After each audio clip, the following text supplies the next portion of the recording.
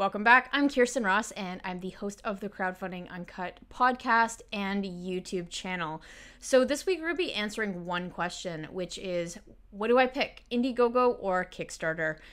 And which platform is right for me? So for the sake of what is out there, I know there are hundreds of other crowdfunding platforms, but for this video, I'm only dealing with the two biggest ones, which is Indiegogo and Kickstarter.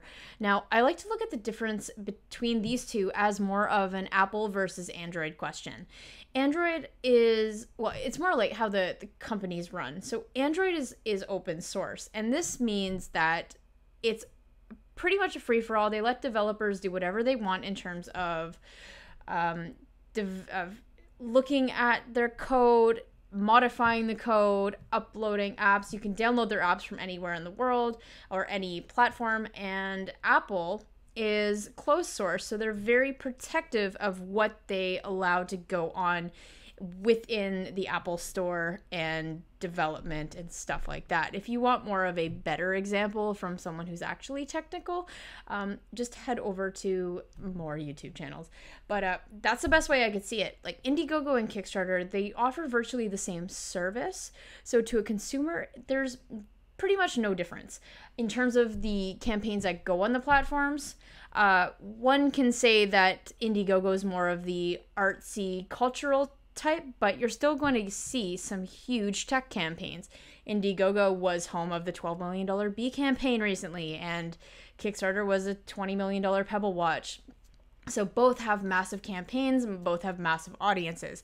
But this video is going to get into the nitty-gritty of how it's different from a project creator perspective.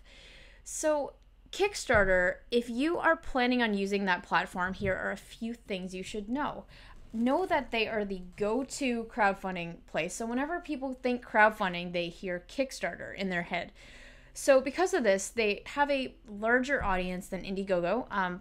Potentially, don't quote me on this, but about 5 or 6 times that of Indiegogo. But this also means that there's more competition on the platform for attention.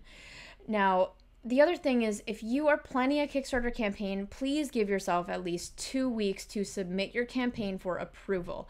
Indiegogo, you do not need them to approve your campaign, but Kickstarter you do. They say around 5 to 7 business days, but I have had friends where in the busy season, it's taken up to 2.5, 3 weeks to do, and that can really screw with your launch date if you have a launch party or have been setting expectations with your email list to launch on a certain date. So please give yourself that time. But as I mentioned, Indiegogo is more of a free-for-all. So as long as your campaign doesn't get reported as spam by someone, then you're allowed on the platform. So the in terms of fees, Indiegogo, Kickstarter, marketplace. So this means that they are a place for people like us to launch campaigns, but on the flip side, consumers can come and buy stuff. So because Indiegogo, Kickstarter come with this big audience, they do take a commission to host your campaign, and that is generally 5% of it. Now, what you need to take into account is there are credit card processing fees and PayPal transaction fees on top of this. So please, if you're using any crowdfunding platform, budget at least 8 or 9% of the total money you need to raise to cover stuff like that if you are,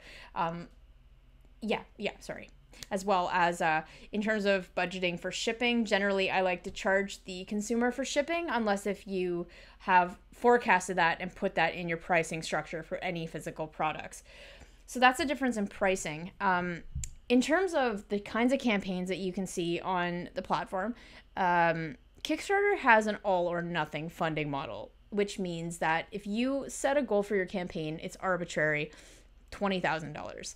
If you do not hit your $20,000 funding goal, then your campaign is considered a failure and no money changes hands. So this means that you don't take any of the money that you raise under $20K, and the consumer or whoever supported your project is not charged. So that's considered a campaign failure. But then if we flip over to Indiegogo, Indiegogo allows you 2 different kinds of funding.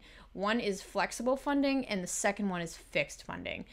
Their fixed funding model works exactly the same as Kickstarter's All or Nothing. It's just a different name. Now, the one you have to watch out for is their flexible funding model. The flexible funding model shows that if you set a goal of 20,000 or some, again, I'm just using examples, but if you set a goal and you do not hit that goal, so you raise less than your goal, you can still keep the money that is raised. So backers watching this, just be careful if they're, you can see it usually on the campaign under the amount that they've raised, if it's fixed or flexible. Flexible can work, but you need to be careful, because when we were launching for Thin Ice, the very first campaign, we ended up choosing a flexible funding model. And as you know, we only raised $17,000 out of a $50,000 goal that first time around. And that would have been great, except when the founder got the 17K, we didn't have enough to actually manufacture the product, which is the whole point of the campaign. So we were stuck with this customer money and we couldn't fulfill, which put us in a really difficult spot. So we had no choice but to relaunch the campaign. And luckily, we had a big success that time around. But just beware of flexible funding. If you actually cannot deliver the project, if you raise less than your goal, don't choose fixed or flexible funding. Choose fixed. If you can deliver something underneath it, then flexible might be a great option for you, because at least you could still walk away with some money. But do take that into consideration, because only 37% of campaigns right now are successful. So you do need to have a contingency plan. Now, just say you choose the flexible option and you do not hit your goal. And so $20,000 goal, you've only raised 17. What do you do? Well, at that point, you are going to be charged a premium amount. So you're not charged the flat rate of 5%. That only works for the fixed funding, Kickstarter, Indiegogo. But you're going to be charged a premium of about 8 or 9% of the transaction for it, just so they get their money's worth for hosting your campaign, I guess. And it's also an incentive to hit your goal. So just little loopholes, be sure. And again, I'm not the all-knowing one, so check out the terms and conditions on whatever platform you're looking at. I'm just talking from my experience and what I've witnessed and what I've personally been through. So that's the difference in terms of pricing and stuff like that. In terms of usability, I am an Indiegogo snob. So Kickstarter's great, but one thing to know is, let's just pause the video for a second. I want you to open 2 new tabs and go to Kickstarter.com and go to Indiegogo.com. Sorry. If you don't have links for those, you can just go down to the show notes and there will be links there. But Kickstarter and Indiegogo, you'll notice on the very first page, you'll have something that says either Discover, New and Noteworthy, or Trending. And these are the popular sections. So what's going to happen are the campaigns that are doing really well are going to end up on the front page or in the trending section. And these sections, because they're on the main page, they're going to get a lot more eyeballs on them than campaigns you will never hear of. And what they're doing is they're actually giving more exposure to the campaigns that are doing well. Makes sense from them. They run a business. They get a commission off of every single dollar raised. So wouldn't they want to help boost those campaigns that are doing well? Think about that. So Kickstarter, to get into that front page is going to be a lot harder because there's a lot more competition. Indiegogo is a bit easier, but not to mention, if you have a product that you think Indiegogo will love, you can actually contact them directly. And if they love you, if they really like the project, it's in their best financial interest to help you out. So they will assign you a campaign strategist who will give you some tips for launching, but also they may even go so far as looking at your crowdfunding page before you launch and optimize it, which is even better for them because they want to do what they can on campaigns that they think are going to do well because they make more money doing it. That is the human touch and human experience that I love about Indiegogo. And it's not just me. I've interviewed other project creators and I started asking them, why did you choose Indiegogo over Kickstarter? And the number one question is just from the human experience you get. It's a lot harder to contact someone within Kickstarter and get that same level of help, unless if you have connections. And Yeah, I mean, we had help from the inside. And this doesn't just help from a optimization standpoint of your campaign, but it's also really great to have tabs on someone on the inside who you can say, hey, our campaign is doing really well. We've raised thousands of dollars on the first day. Watch out for us. And what's going to end up happening is they can actually help boost you by getting you into things like the newsletter, their press network, etc. And now, don't get me wrong. I am not saying the Kickstarter doesn't do this. I'm saying that they will. However, it's going to be a lot harder to stand out among the crowd and to get exposure into things like their newsletter. The newsletter makes a huge difference. With Thin Ice on our second campaign, this is the thing that really drove everything.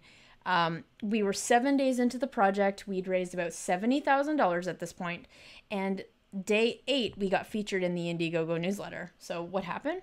We raised $155,000 in that one day because we got newsletter exposure. And that was because we knew Steve Tam, the head of marketing across Canada, with that. But I've run campaigns where we didn't have intel on Indiegogo, and through connections through the press firm we were using or something else, even tweeting out to someone, if they love your project, they're going to get it into the eyes of the right person to help you. And that's why I love Indiegogo. So if you're looking for more of a handheld experience where you can have a human answer your questions, they might be a good option. But if you are scared about how much exposure your project's going to get, then perhaps Kickstarter is going to be the thing for you. But frankly, I don't think it makes much of a difference, but I'm biased because the campaigns I've managed have been Indiegogo. So speaking of which, the last point I'm going to cover is user experience. So as I mentioned, Indiegogo, Kickstarter doesn't really matter from a backer perspective, but it does with what you can do with it. So the Indiegogo dashboard and the Kickstarter dashboard, or the behind the scenes of your project, you get more analytics behind the Indiegogo scene. So you can see a lot more by username, who has actually shared your campaign, who has referred sales to your campaign.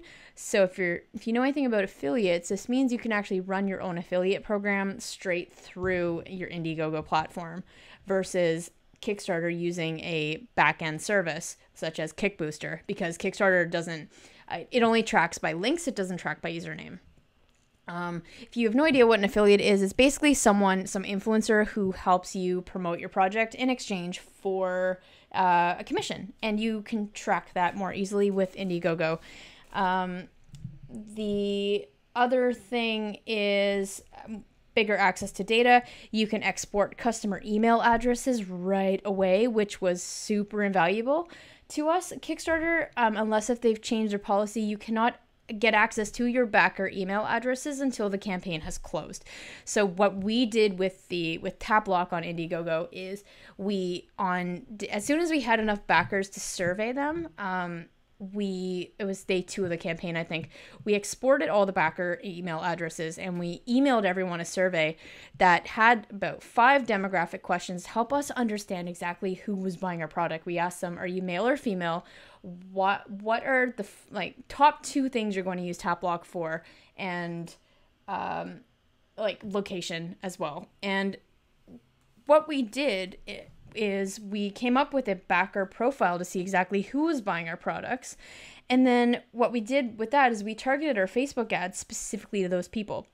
And this was really insightful because if you follow some past interviews or past work I've done, you'll know that you only have so much information, but you're making a ton of assumptions with who your customers could be, and you might actually be marketing to the wrong people. And in fact, we made some assumptions with TapLock that we had no choice to assume until we had real data.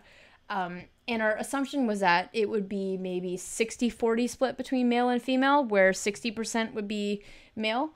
But what we didn't realize is that 90% of our backers were male. So think of, if you're running Facebook ads or paid advertising on your campaign based on assumptions, you could actually be completely wrong. So if you are looking for a great hack to targeting your exact audience. Having those backer profiles and backer email addresses can be invaluable for you. So again, Indiegogo is a free-for-all. You can pretty much do whatever you want, but Kickstarter is very rigid with how they operate. So just keep these tips in mind when you are considering your campaign. And no, I'm not for one side over the other, but depends on your preference. So thank you for liking, commenting, and subscribing on this video. Be sure to head over to crowdfundinguncut.com. You can see this beautiful freebie on the right-hand side of you, where if you are in the middle of planning your crowdfunding campaign, you will want to know how the heck you start building your audience. So this nice guide will help you through that. And until next time, I'm Khierstyn, and thanks so much for watching.